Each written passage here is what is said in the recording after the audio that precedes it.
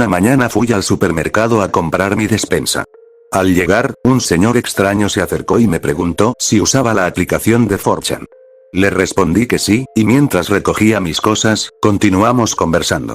Me pareció una persona peculiar. Su apariencia física, su forma de expresarse, incluso su tono de voz eran inquietantes. Cuando estaba por pagar, se despidió y, de manera inesperada, me dijo que nos viéramos en una fábrica abandonada porque quería enseñarme algo relacionado con la ciencia. La propuesta me pareció extraña, y su actitud solo incrementó mi inquietud. Al llegar a casa, después de acomodar la despensa, encendí mi ordenador y entré a 4chan. En una publicación vi algo familiar. Hablaban del mismo hombre extraño, y alguien preguntaba si alguien más se animaría a ir al lugar que él había mencionado. Eran las mismas coordenadas de la fábrica que me había dado. Muchos en los comentarios aconsejaban no ir y en su lugar contactar a la policía. Sin embargo, el hombre insistía en que no había nada malo en ello, y que si nadie se atrevía, iría a otro sitio a hacer otra publicación similar. En su mensaje dejó una pista. La sorpresa estaba dentro de una bolsa de basura, casi al final de los pasillos. Movido por la curiosidad, decidí ir a la fábrica abandonada. Al llegar, la atmósfera era tétrica, oscura y silenciosa. Había llegado una hora antes del supuesto encuentro. Mi plan era documentarlo todo en 4chan. Me adentré en el sitio con cautela. En el fondo de uno de los pasillos vi una bolsa de basura. Me acerqué y encontré unas ratas disecadas junto a un plato de plástico con un mensaje escrito que decía: el plato tiene algo importante, pero no deberías estar aquí. Te mentí. Me congelé al leerlo. De repente, escuché pasos y alguien entrar al lugar. No lo vi, pero estoy seguro de que era el mismo hombre del supermercado. Tengo que buscar una salida. Si algo me llega a pasar, publicaré en 4chan por dónde salí para que eso quede como una pista de mi destino. Intentaré abrir esta puerta de madera vieja, espero poder salir. Un niño fantasma hizo que mi mamá y yo nos mudáramos de casa. A ella le encantan las casas antiguas, y esta no fue la excepción. Sin embargo, desde la primera noche, escuché ruidos extraños. Golpes, crujidos en la puerta, susurros e incluso el sonido del viento moviendo los árboles. Me acostumbré, pues era algo frecuente, y supuse que se debía a la antigüedad de la casa.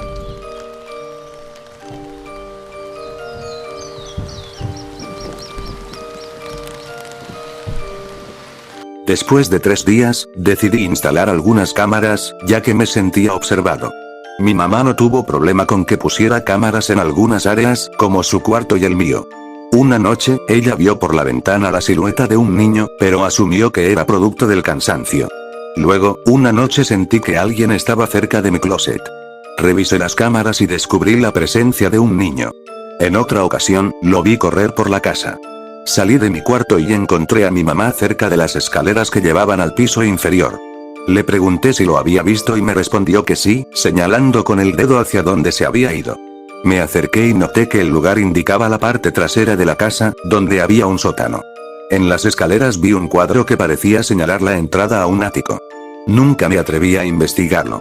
A la mañana siguiente, le comenté lo sucedido a mi mamá. Por la noche, cuando intenté dormir, volví a escuchar ruidos. Salí a investigar y, esta vez, mi mamá también vio al niño bajar por las escaleras hacia el sótano.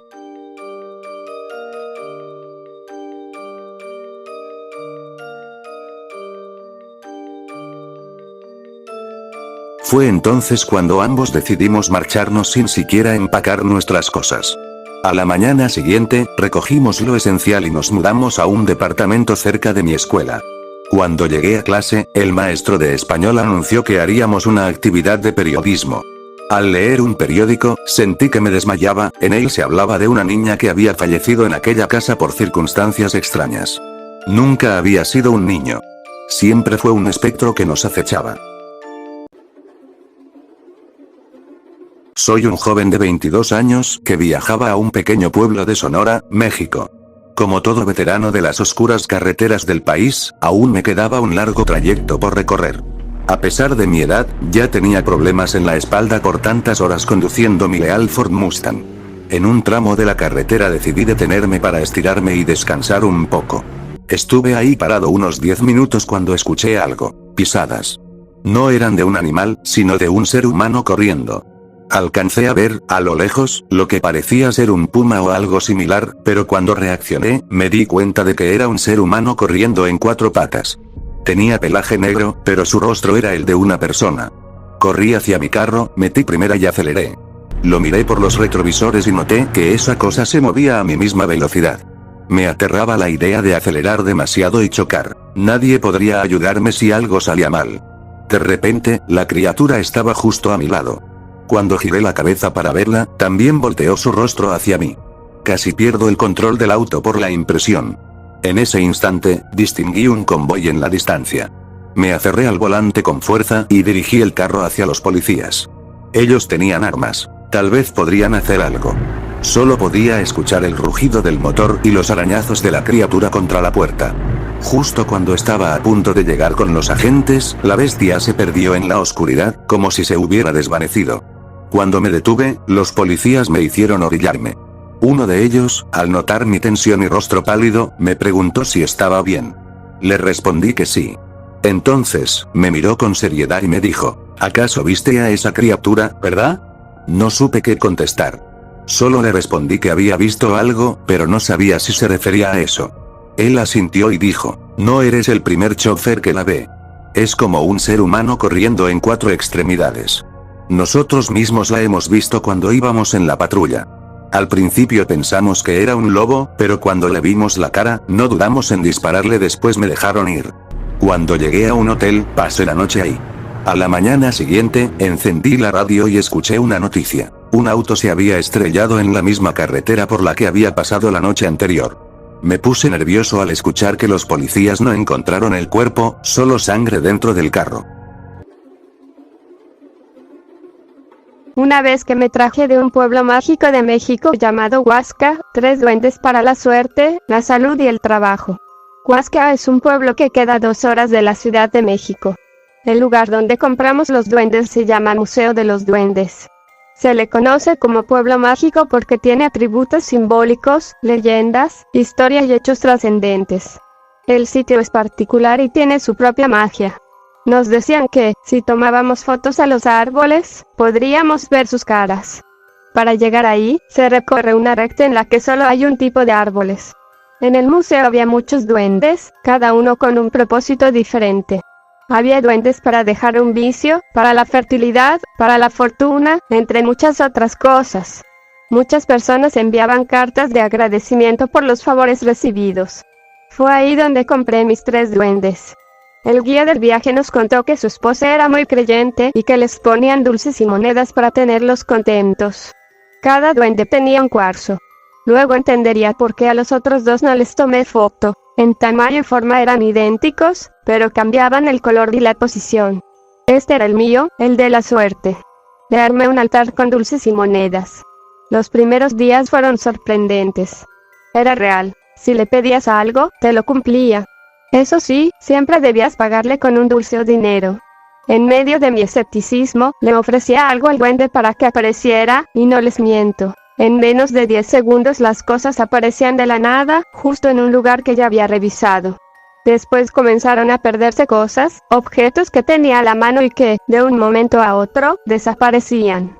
Hasta ahí, todo era normal. Hasta gracioso. Un día mi madre se perdió. Algunos saben que ella tiene amnesia anterógrada. Obviamente, los duendes no se la llevaron, pero después de buscarla por horas, en medio de la desesperación, se me ocurrió pedirle al duende por ella y ofrecerle no una moneda, sino un billete grande. Pues sí, señores.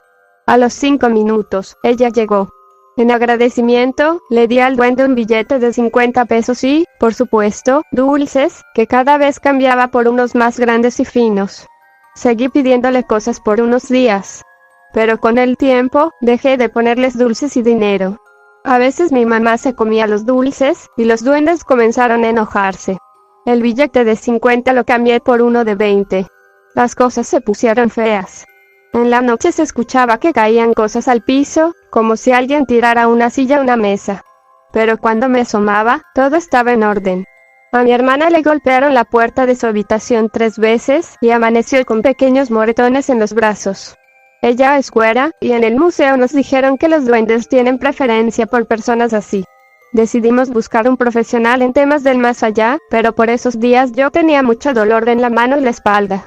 Sentía un peso en los hombros. Esa persona nos explicó que los duendes suelen colgarse en los hombros y las manos de sus dueños, causando dolor. Por el sufrimiento, una amiga de mi abuela me recomendó buscar una iglesia de 2 puertas. Allí debía entrar por una, dejar los duendes, decirles, ahorita vengo por ustedes, y salir por la otra puerta. Así lo hice, y dejaron de ocurrir cosas extrañas. Nunca jueguen con lo que no conocen. Si tienen duendes, simplemente busquen una iglesia de 2 puertas. Falling to you.